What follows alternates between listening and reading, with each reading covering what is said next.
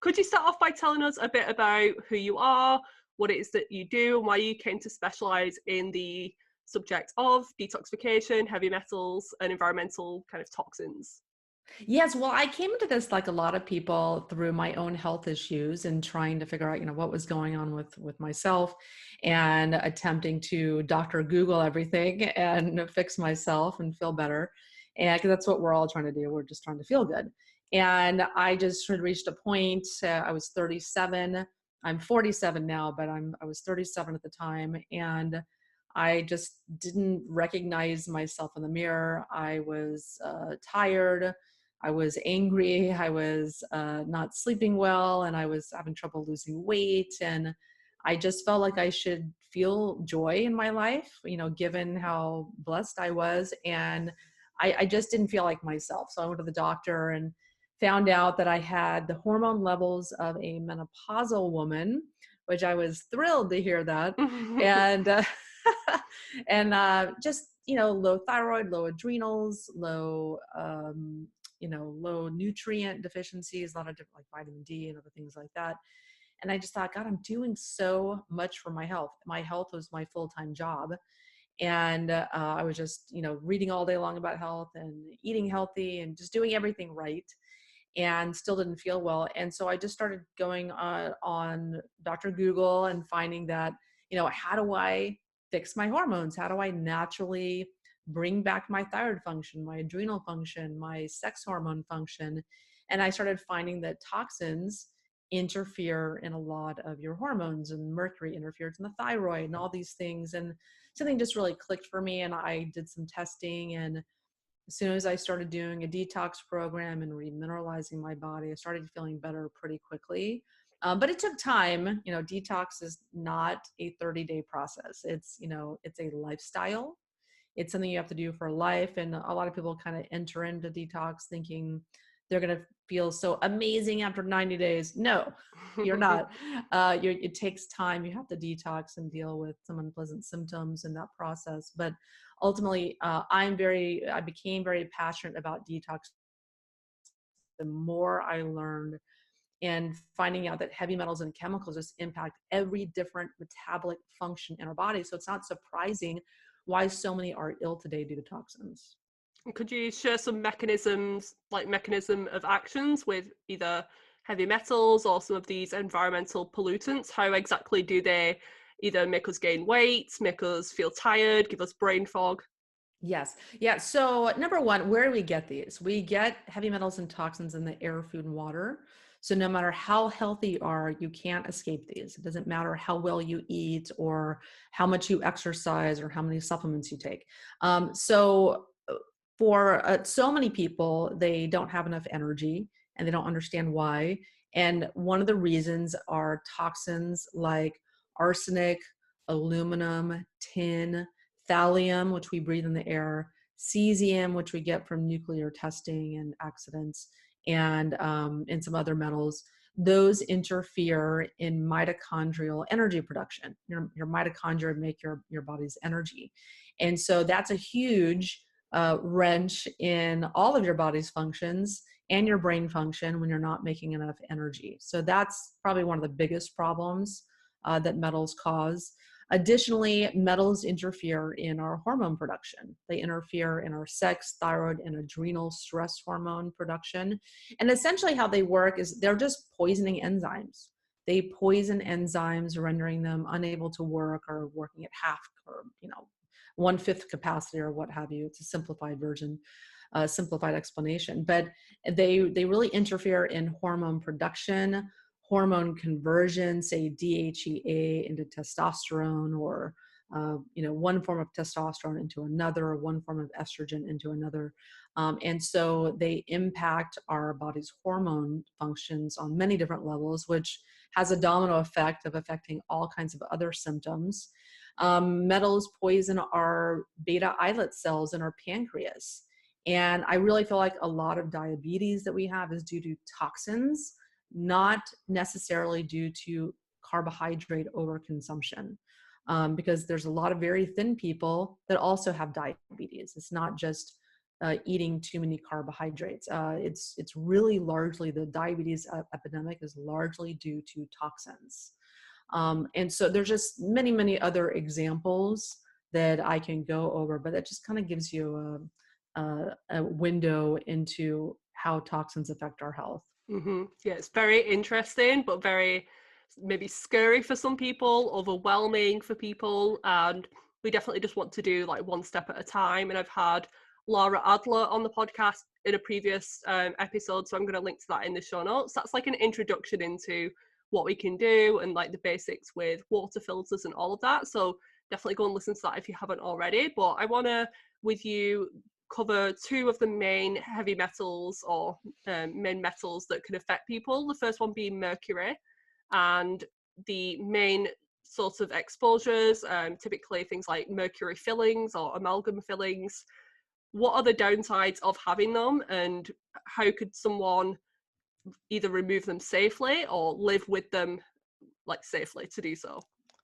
Yeah, so mercury is a huge concern. It's the first thing people think about when they think of toxins. And sadly, so many people today either still have mercury fillings or they had them for a long time and then had them removed. So either way, every time you bite down on those fillings, you're getting mercury, aluminum, nickel, and other metals. They're an amalgam of different metals. It's not just mercury. And these metals then get into your brain. I mean, you're biting down on them constantly, and they get into your fat tissue, they get into your brain, your central nervous system, and start having impact on function. And so mercury causes a lot of different symptoms, namely brain fog. It can cause pain syndromes. It can cause skin issues, like people that have lots of boils and eczema and different skin issues. That can be from mercury as well, like pretty severe skin issues. Can be due to mercury toxicity, and they just think there's something wrong with them. There's something genetically wrong with them or what have you. And mercury can also cause fatigue. It can cause just a whole host of different issues. I have an article on my site called the Toxic Metals Sources and Symptoms Guide. Has every different metal and all the different places that we get it, the sources, and all the different symptoms that it can cause. And mercury is literally a mile long. It contributes to autoimmune disease, cancers. I mean, there's just so many things that it interferes with, namely also your thyroid function. It builds up in your thyroid and your hypothalamus and your pituitary gland and interferes in thyroid function and thyroid hormone production. That's a huge one, huge. So as far as mercury amalgam fillings, if you have them, you need to get them out. Many people find that once they remove the mercury fillings, a lot of their symptoms disappear. For other people, that's not the case. But regardless, they're not doing you any favors with your health. They are not promoting good health. They are going to be causing you some sort of symptoms or some sort of interruption in your body's metabolic function. So I recommend going to a biological dentist. This is a dentist that has been trained to respect the dangers that mercury poses to your body and takes precautions to prevent those mercury shavings or dust from getting into your body when the dentist is drilling to remove them. I had my mercury fillings removed when I was 20, but I just had it done by a regular dentist, and he was just drilling the mercury, and I was just swallowing that and breathing it in, while that was happening. And I was only 20, so it really didn't impact me. But I feel like, yeah, I did have depression throughout my 20s, and that could have been a contributing factor to that. Mercury also causes, chronic yeast infections and gut infections and other symptoms like that, which I suffered from. So that could have been a contributing factor that I didn't make the connections there. But what my dentist did was, rather than remove all the mercury, there was still mercury underneath in the tooth, but they just covered up with composites, so it didn't look like a mercury filling, but the mercury was still there. So unfortunately, when I had those redone, then there was still mercury there that I got re-exposed to. So that can be a concern. This is why you want to go to a biological dentist that just gets it. You don't want to go to a dentist that's still placing mercury in people's mouths because they obviously don't get it. So even if you go to a biological dentist, though, you still have risk of exposure. And for some people, removing their fillings is can be kind of like a straw that broke the camel's back if you're already sick. For some people, it can take them a month or two of recovery from that exposure. But you're just going to have to deal with that to get it out of your body so that you can get on the road to recovery. Some people are allergic to the mercury in the fillings, or they're allergic to one of the other metals, and they're going to have much more severe symptoms than someone who doesn't have that same allergy or sensitivity. So there's lots of different factors to consider, but number one is you need to get the mercury out of your body. It's not promoting health. Yeah, I've seen that very frequently as well. And with my mom, she has Hashimoto's, and her antibodies initially were in the 300-400 range. We'd done the gluten-free diet, healed the gut, all of that, and they were still quite elevated. And then I was like, right, it's time for you to get your amalgams removed. We tested 3 months later and the antibodies were less than 100. So yeah, massive improvement with that. And not a lot of people know that dentists and dental assistants have a lot of health issues related, like infertility and depression, like you said. So that's a huge problem. And yeah, I'm with you. Definitely get them removed as soon as possible. And the second metal that I want to talk about is copper, particularly copper toxicity. Could you talk a bit more about that? Yeah, I'm not as concerned about copper toxicity. I don't think it's as prevalent as a problem as some detox experts would say so. I think there are certainly some people that have a propensity to be born with a lot of copper. Say if their mother was copper toxic, they will also tend to be born copper toxic. Redheads have a tendency to be far more copper toxic.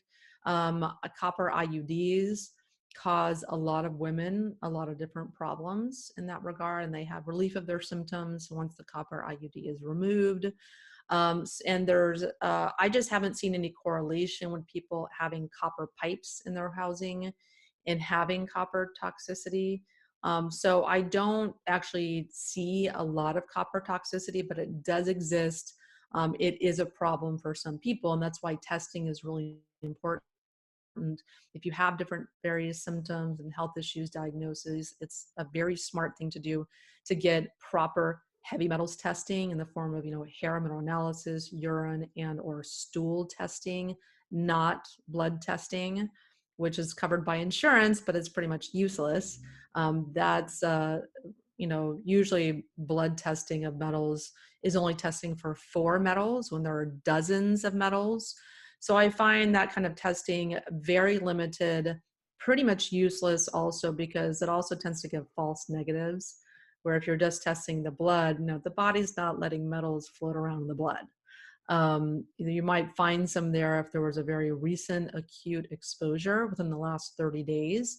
But short of that, most of the blood tests are false negative, where you do have toxins in your fat and in your brain and in your bones and other places, just not floating around in your blood to be shown on a test. So you have to get a little bit more creative in your testing. And I like to do hair, urine, and stool. All 3 of those give the best picture. But even then, we still don't have a complete picture, because many times people are not well, they don't have energy, the body is not releasing these metals for various reasons. So, testing for a baseline is great. But then when you start a detox program, start getting proper nutrition, proper minerals, start facilitating your body and removing the toxins, and you tend to see a lot more metals coming out on subsequent tests. And I've been getting more into the hair tissue mineral analysis myself, and really interesting results for such a inexpensive test compared to some of the other ones. Could you talk a bit more about why you particularly like to use that in your practice? Yeah, I love hair mineral analysis, also known as HTMA, hair tissue mineral analysis, because it's non-invasive, it's inexpensive, it's very easy to do. Anyone can do it, and it just gives me a lot of information that's not really obvious to the untrained eye, but there's a tremendous amount of information in the test, not just metals, but also minerals as well. Mineral deficiencies cause a lot of different health issues. And we also need minerals to push metals out of the body. It's a big part of proper, safe, gentle detoxification. And so I need to look at the minerals to know what I need to balance, what I need to give someone to then facilitate, the body, helping the body to do the job it knows how to do, but detox, but just doesn't have the raw materials to do so. And then also, if people are mineral deficient, they're going to be more prone to retaining toxic metals because the body can use these materials for various jobs in the body and repair jobs or energy or just doing various things. So if you're mineral deficient, which most people are, you're going to be more prone to retaining heavy metals. So looking at the minerals in the hair, which is a very strong correlation between a hair test levels of minerals and tissue levels of minerals in your body, it's a great starting point then to design a supplement or a detox program. But hair testing is not perfect. There's no perfect single one metals test. It's going to give you all the information you're looking for. Some metals come out in the hair, some metals exit through the urine, some metals only exit through the stool, like cadmium and silver. That's typically where we see those, and gold also. But for the other metals, some are best seen in the urine, some in the hair. So we've got to do all the tests to get the best picture. But for many people, they can only afford a hair test, or they're only going to want to do that one. That's fine. It gives me enough information to get people detoxing. Mm-hmm. And what about halogens? How do we either test those, and what are halogens, and how do they impact particularly thyroid function? Yes. So halogens are minerals like fluoride, iodine, chlorine, and bromide, which is added to doughs and breads, like it's Subway sandwich. It's also added to jacuzzis. I used to put bromine in my jacuzzi a long time ago. So it's used as a safer alternative to chlorine. It's the same stuff. So all of these halogens, because on the periodic table, they're in line with iodine, they compete with iodine uptake in the thyroid. And so your thyroid hormones, they're made of iodine. T4 is 4 molecules of iodine. T3 is 3 molecules of iodine. So if you have all these things that you're ingesting, namely from the water, if your water is chlorinated or fluoridated or both, like it is here in the US, you're going to be ingesting all this stuff, and people tend to not get enough iodine. So big surprise, thyroid hormones are one of the number one prescribed medications. And this is one of the number one reasons why mercury toxicity also throws a wrench in things. So if you just kind of have some testing about regarding these halogens and mercury and get rid of the stuff out of your body, your thyroid function can be restored. Your thyroid hormone production can be restored. But with halogens, you don't really have to do testing for that.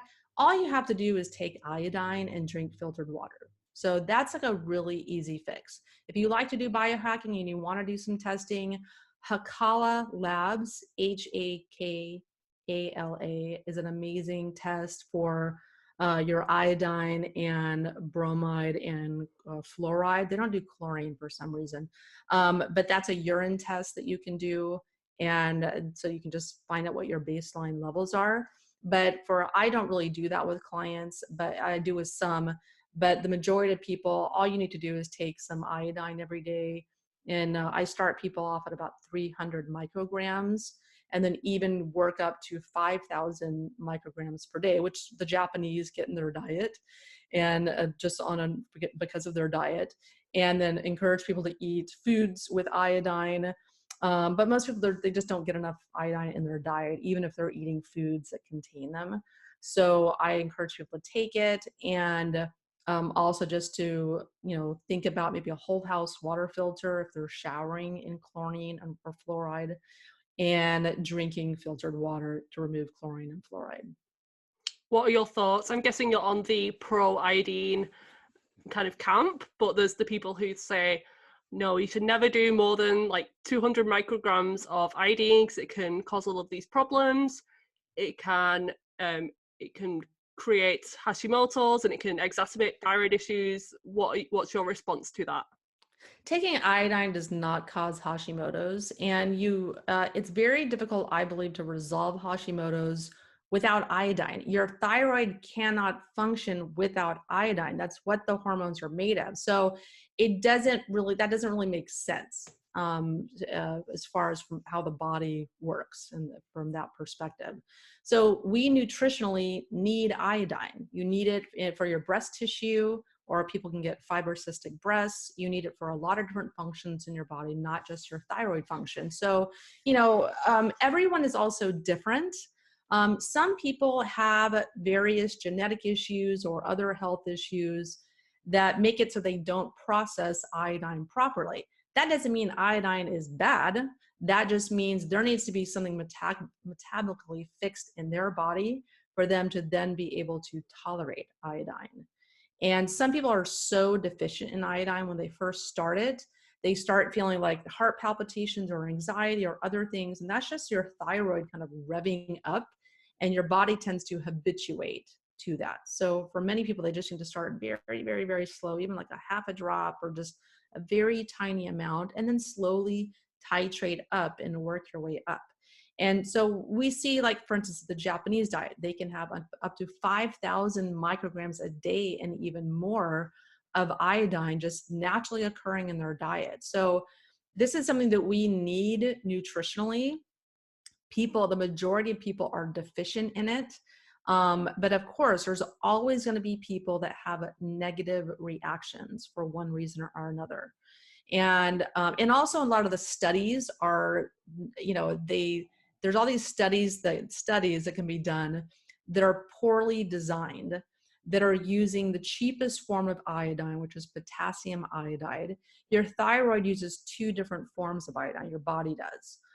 And so if these studies were done properly with the proper form of iodine, I assure you the results would be very, very different. So I think people are looking at studies, some of these studies that show that, your Hashimoto's antibodies go up after taking iodine. That's because they're taking garbage iodine that the body is having a negative reaction to. So, and this is also the case with other nutritional studies for calcium or other types of minerals. They're using the cheapest, worst forms. So not surprising, a lot of the research is negative or shows certain nutrients in a negative light.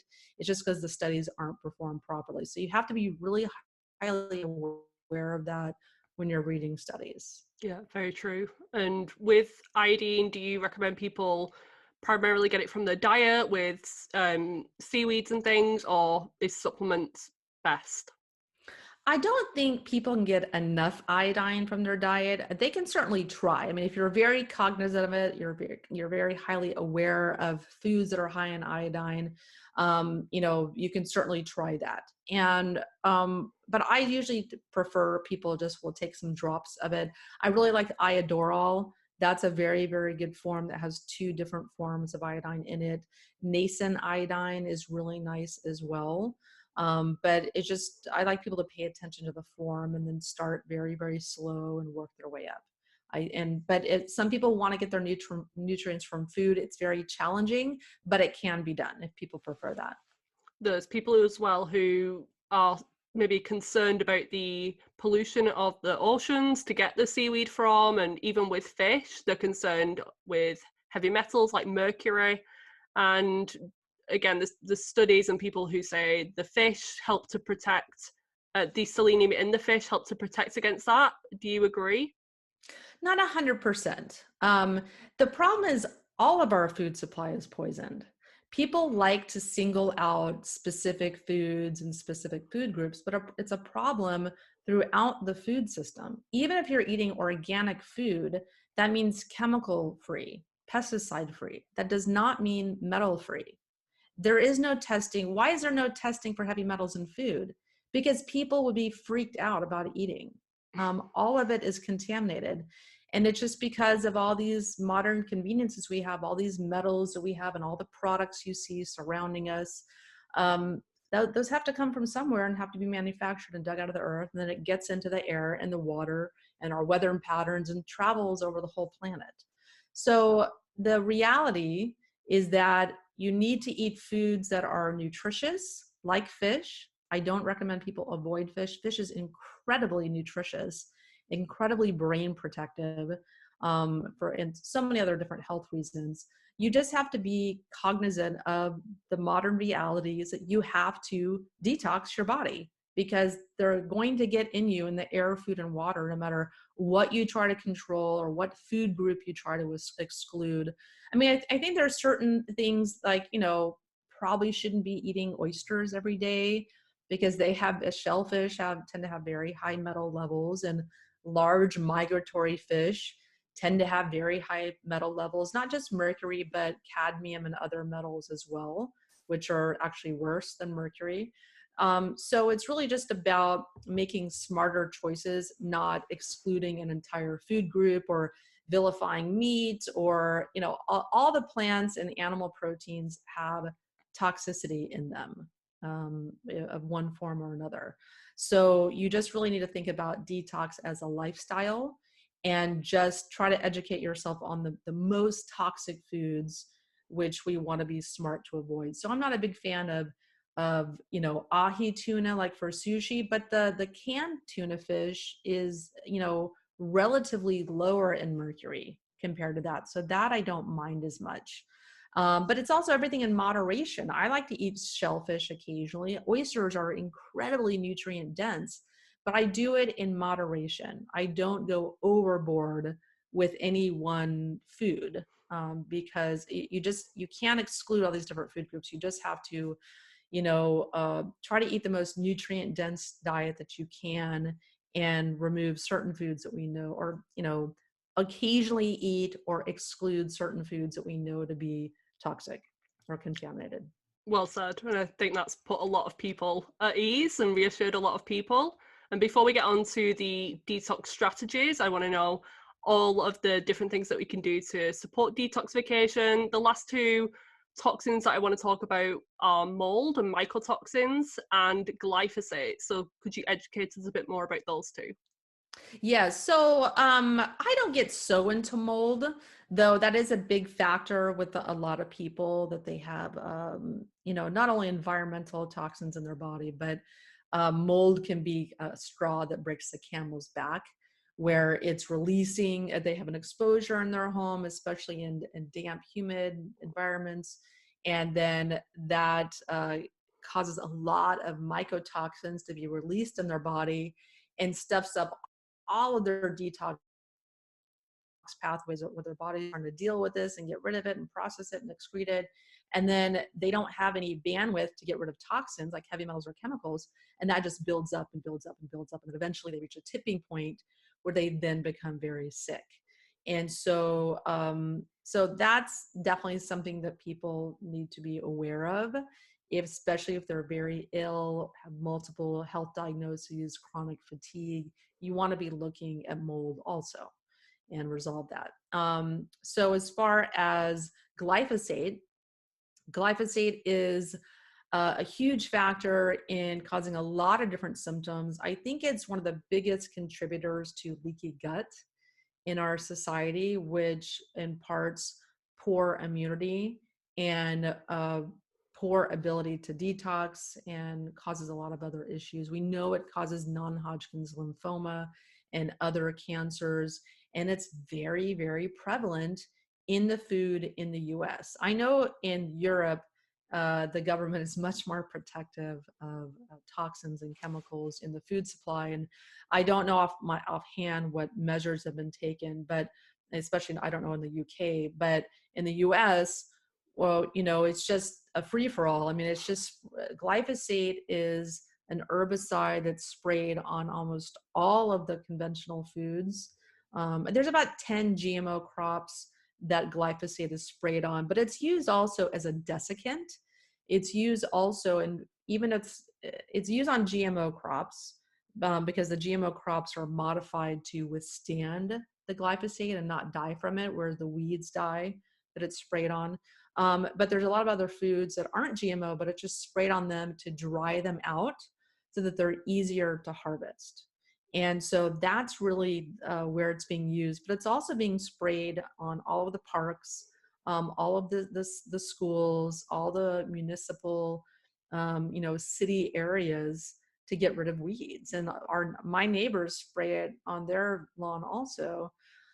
So it's just a huge problem. The majority, it's in the 80-90% of people test positive for a glyphosate in their blood or in their hair. There's hair testing for glyphosate as well. I don't do that, but it is available at the detoxproject.com or .org, I believe. So it's a huge problem. And I'm trying to get more information out there about how to detox glyphosate. But essentially you just, fibers are great. You have to have lots of fiber in your diet to detox. And also just generally getting your liver functioning really well and doing infrared saunas, all these, doing these various things can help to get all these toxins out of your body that you have and that you're exposed to every day. And are there any specific foods, like any of your favorite liver supporting foods or herbs that you like to recommend? Yeah, I mean, dandelion greens are amazing. Broccoli sprouts are the number one detox food. The top 5 detox foods are number 1, broccoli sprouts, garlic, onions, egg yolks, and ginger. So if you can get those in your diet as much as you can, that will help your body detox. I also have this new supplement I just came out with. It's called Daily Detox. It's about almost 8% fermented broccoli sprouts and lots of liver supporting herbs and nutrients in here. So this is kind of a basic thing that I recommend to people. If you don't have broccoli sprouts in your grocery store, you don't really have time or feel like growing them. I grow my own, but a lot of people don't. And so this is like a really simple way to give your body the nutrients it needs to support detox and support liver function. A lot of them foods are sulfur rich foods as well. Could you talk about the Yes. benefits of that? Yeah, so sulfur is one of the nutrients your body needs to break down toxins, escort toxins out of the body. And so that's a 2-part process. Some people are great at breaking down toxins, but not taking them out. And some people are great at taking them out, but not breaking them down. So you've got to give different nutrients that facilitate both of those processes. And that's a very simplified version, but sulfur is one of those nutrients that a lot of people don't get enough of in their diet, especially if they're not eating very many vegetables or salads. And we know these foods I just mentioned are very rich in sulfur. The egg yolks, I just had 3 for dinner last night. I ate broccoli sprouts or other types of sprouts at every single meal. That's like my rule. I have to have sprouts at every meal. So whether it's broccoli sprouts or other ones, radish sprouts. Ginger, I juice ginger every day and add it to stir fries and other foods. But the sulfur, broccoli sprouts are super high in what's called sulforaphane, which is a form of sulfur. And then cruciferous vegetables, super rich in sulfur also. The egg yolks are rich in sulfur. So those things are in onions, garlic, rich in sulfur. And that's why they're the number 1 detox foods. We need sulfur just generally to be healthy and to facilitate detox.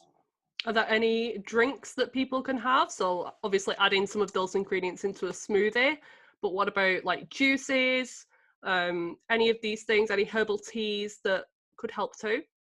Yes. So I love juicing. I'm a huge fan of, people not overdoing it, not drinking like a gallon of juice every day, but just, 1 or 2 glasses of juice is super nutrient rich. And, again, I use celery, super mineral rich. I'll use all different kinds of fruits and vegetables, but, I juice broccoli sprouts. I juice other types of sprouts because I grow them.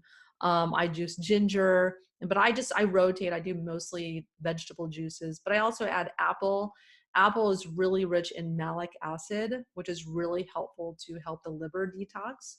So, I always do apple as a kind of a sweetener to make my juice more palatable, but it also really helps with detox. So you can also do a thing where you're just taking fresh apple juice and just drinking that for a couple days nonstop. That's a really nice liver cleanse, a natural liver cleanse as well, because of the malic acid in that. And that's a big part of liver cleanses is malic acid. And I also, I love carrot juice. I definitely drink a lot of carrot juice. And I try to just drink juice at every meal. That's another kind of rule that I have. So sometimes it's just the bottled carrot juice because I can't always spend, an hour a day juicing, because it does take a lot of time, but I do try to make a fresh juice every day.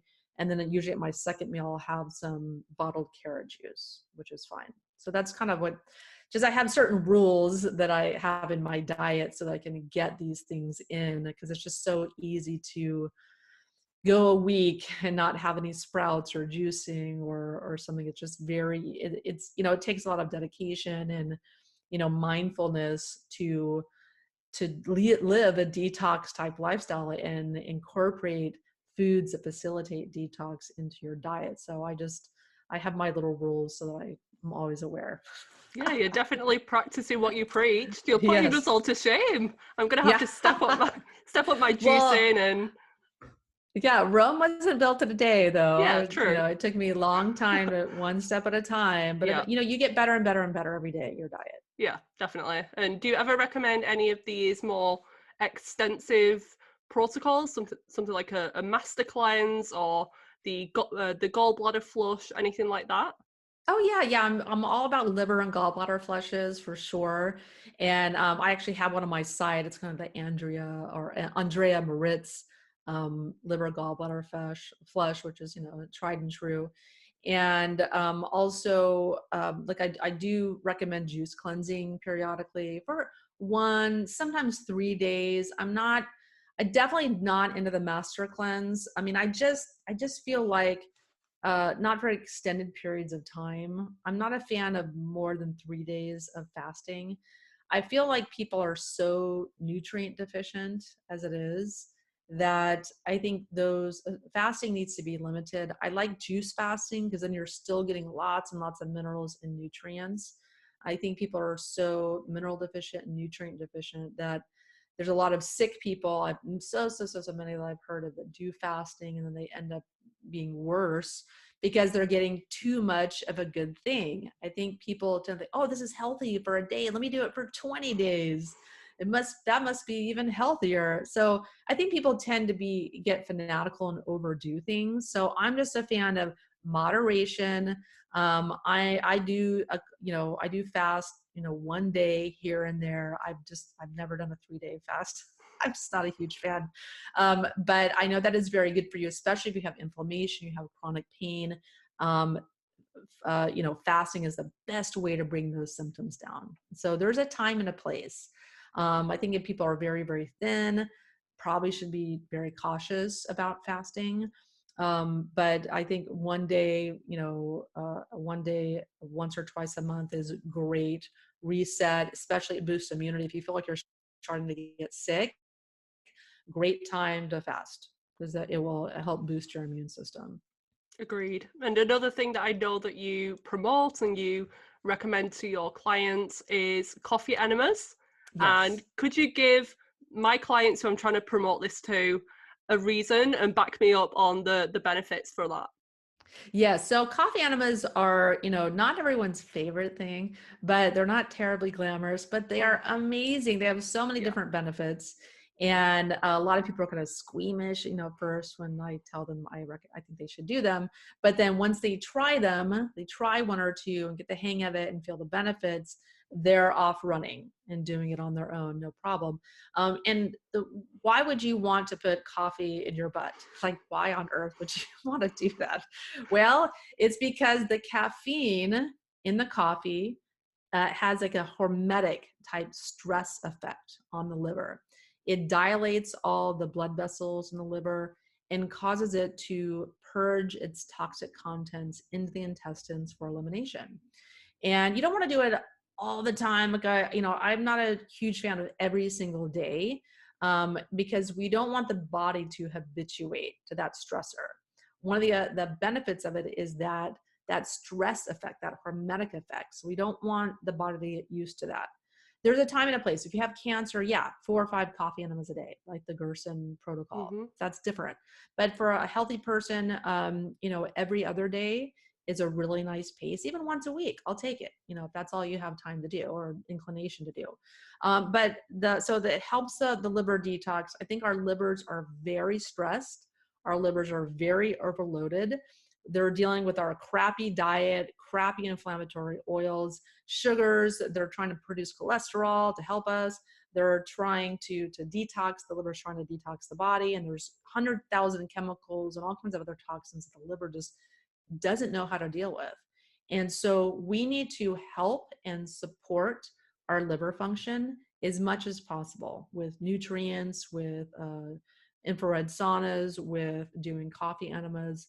And they're really a great way also to manage detox symptoms. If you are on a detox program and you're just feeling like, you're just feeling terrible one day, or brain fogged, or depressed, or angry, or, because the liver is very much the seat of anger. If you're angry a lot, you probably have a liver issue going on. So it's not just your husband, it's your liver too. So coffee enemas are a great way to support the liver, support a detox program, and relieve detox symptoms. So for those of you listening who haven't yet tried it, I think you've just persuaded them. And I'm a fan. Once you do one, you know what you're doing. It's not painful, it's not messy, anything like that. So it's very effective and pretty cheap once you've got the kit. Yeah.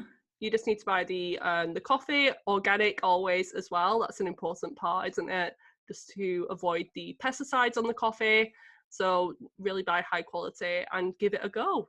Yeah, you feel amazing afterwards. Definitely. Amazing. Yeah. I agree. I have instructions on my website. I've got a podcast and instructions on how to do them too. Perfect. Yeah, so I'll link to all of these things that you've been mentioning. I'll be sure to link them all in the episode show notes. So I want to finish up with just a few more questions about you and again, how you stay healthy. The first one is there something that you're into lately? This could be maybe some research that you've been doing, a new product that you've tried, anything that you want to share? Yes. So there's something I love so much. And this is really what I feel is the first step that people need to take in regaining their health or their energy or what have you. So number one, everyone needs to detox, but a lot of people have trouble with detox because their body isn't communicating properly. And really, I'm working now with people in reestablishing cellular communication. The body just communicating. Because many times there's a breakdown in function somewhere because there's a breakdown in communication, as with everything. So what I love is it's called Wata. And I know that they're opening up a channel in the UK to make it available to people, but it's called Wata. You can get it on aquanew.com. And what this does, you're not drinking it because of the water. You're drinking it because there's a gas, tetrahydrate, infused into the water that has billions of electrons in it. And these electrons create this negative charge that you need in your body for it to work. That's most people's problem. And when you fix that, you fix all these other downstream issues. You fix the ability to detox, because all this EMF we have, all this electromagnetic radiation that we have bombarding us every day creates a positive charge in our body. And that's why it creates cancers and other health issues. So if we have to reverse that, and you can also do it by swimming in the ocean, grounding your body, walking on the earth barefoot, stuff that we've done for millions of years. So when you take the human body away from that, not surprising that it doesn't work correctly, because that's how it's been designed to work over millions of years. So there's certain simple things we can do. So if you live on a high-rise building or you just don't have time to go swimming in the ocean, you can drink this Wata. I drink about 1 liter a day. And when you first do that, when you first start drinking this water, you have this euphoria for 3 or 4 days because your brain is actually working.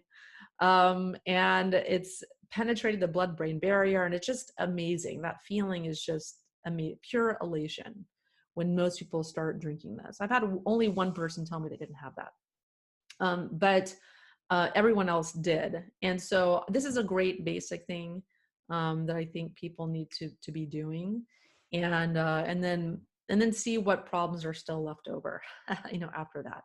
Yeah. But it's not going to be just by itself be some, miracle, but it's a first step in getting the body working right. I also work with, I do bioenergetics. I work very much so in energy medicine also, because many people come to me, we have tons of metals on their detox tests, but they They can't take supplements. They can't eat certain foods, a lot of foods.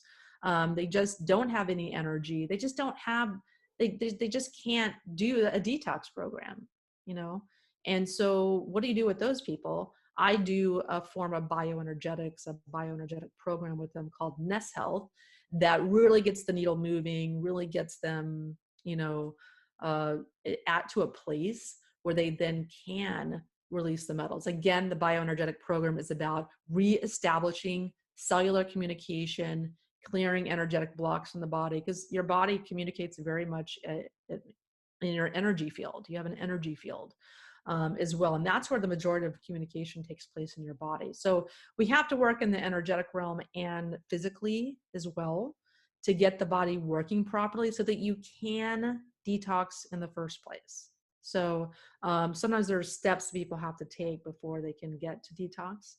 And so that's what I do. And I know other practitioners that are doing the same thing, doing detox, incorporating detox and bioenergetics with brilliant results. And so I really think for me, energy medicine is the medicine of the future. And so I'm employing that now with our clients. That's so interesting. I definitely need to look more into the bioenergetics and the water as well. That looks so cool. I've never heard of that before. Yeah. I'm obviously aware of the benefits of grounding and all of that, but it's good just to have, especially for those people who can't get out, like you say, maybe they're bedbound with illnesses. And again, it's not going to work if you're eating a terrible diet. Probably might help a little bit, but to get the good results, and it might just be the thing that moves the needle and you get really good results from that. So thank you for sharing that. Yes. And is there another herb, nutrient, food that you just couldn't live without, apart from the ones that you mentioned, so the broccoli sprouts, your powder, any other things that you want to share? Yeah, so it's something I couldn't live without. Well, gosh, you know what? I love doing my infrared sauna. You can probably see it right here. This is my sauna Oh yeah, that I have I need right to get there. one. I mean, I'm I have getting a one in the couple. next couple of months. Oh, awesome. Yeah. I have a couple saunas, but this is a Sauna Fix sauna, and I love this sauna. You can find them on store.myersdetox.com, Yeah. but I also have this is a near infrared sauna. I also have a far infrared sauna by Sunlighten. So I go back in between those, back and forth. But that's something I can't live without, because, you know, you need to sweat out toxins. Yeah, you need to eat a good diet, and, you know, you need to take detox supplements and support your body's ability to detox, but you also just need to sweat. And sweating is a great way because it bypasses the liver. So toxins come out through your sebaceous, you know, fat glands, and through the sweat, the water in your sweat, and it gives your liver a break. So your liver doesn't have to process that; it just kind of comes out your sweat. So I really feel like the people that are doing infrared saunas on a regular basis are the ones that are going to be living longer, healthier, higher qualities of life, disease and medication free. This is you know, just such an important component of having a healthy lifestyle, living the detox lifestyle. So that's one thing that I love. There's lots of things I could probably go into, but I just want to know everything. Ones. Like, tell me everything that you do, because I want to look like you when I'm 47. Yeah. That's my goal. Yeah. And last question, Dr. Myers, is where can people find more about you online? Yeah, so you can go to myersdetox.com. But if you want to learn about the relative levels of heavy metals and toxins you have in your body, I have a quiz that I created. You can go to heavymetalsquiz.com and answer all those questions, and you'll get your results. So we'll give you your relative levels of toxins in your body based on your lifestyle choices.